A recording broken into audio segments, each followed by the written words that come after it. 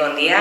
Aquest mes d'octubre, des d'en Comú Podem Mataró, juntament amb Esquerra Republicana, com bé sabeu, hem presentat una declaració institucional amb tot el tema que té a veure ara amb les elèctriques i el seu preu de llum, i el preu de la llum.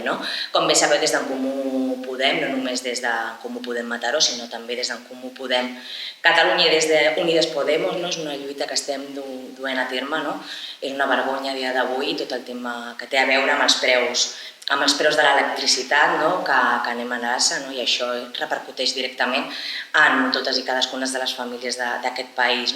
Sí que és cert també que des d'Unides Podemos anem fent passets a poc amb els socis de govern, amb el PSOE, i aquests últims dies ens hem llevat amb les notícies de que a poc el que estem fent és duent a terme polítiques públiques per intervenir amb tot el que té a veure amb l'oligopoli de l'electricitat. No pot ser que a nivell de l'Estat hi existeixin 3 empreses que portin tot l'oligopoli i tinguin d'alguna manera blindat aquestes...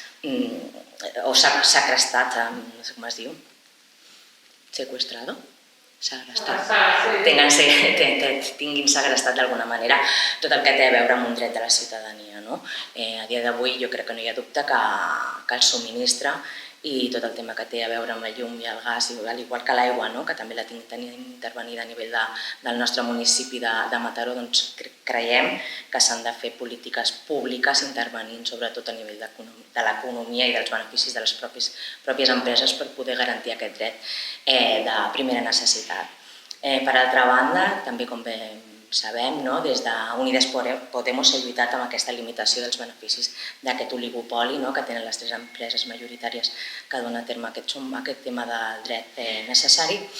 I no només això, sinó limitarem tot el tema dels beneficis en repercussió i en benefici de la baixada del preu de la llum, així com també obrir una petita porta, o finestra, perquè altres empreses puguin entrar a competir d'alguna manera en aquest àmbit. Per altra banda, també des d'en Comú Podem i des d'en Comú Podem Mataró crec que seguim lluitant per poder obtenir una comercialitzadora pública, no només com funciona a Barcelona, sinó també a nivell de Catalunya i sobretot també no renunciarem mai a nivell de la nostra població de la ciutat de Mataró.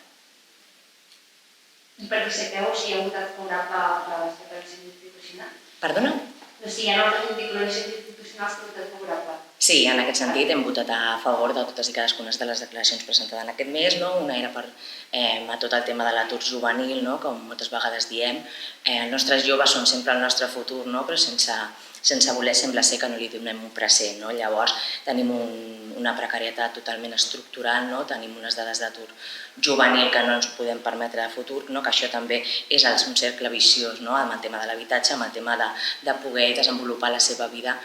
En aquest sentit, llavors hem donat suport a la declaració presentada per Junts per Mataró, reivindicant sobretot i fent una aposta a nivell que la Generalitat desplegui tot el tema que tingui a veure per poder garantir el desenvolupament dels nostres joves i, per altra banda, tot el tema que té a veure també, que va molt lligat amb l'AFP, que com bé sabeu també la manca de places en aquest sentit ha deixat a molts joves no poder triar el seu destí o la seva vida, la que vulgui desenvolupar.